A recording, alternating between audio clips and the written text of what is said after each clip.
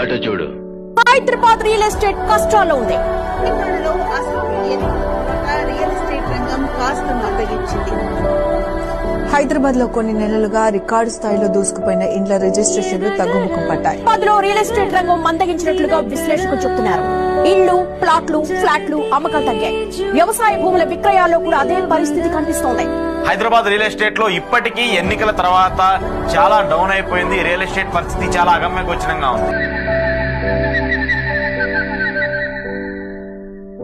అటు చూడు బే.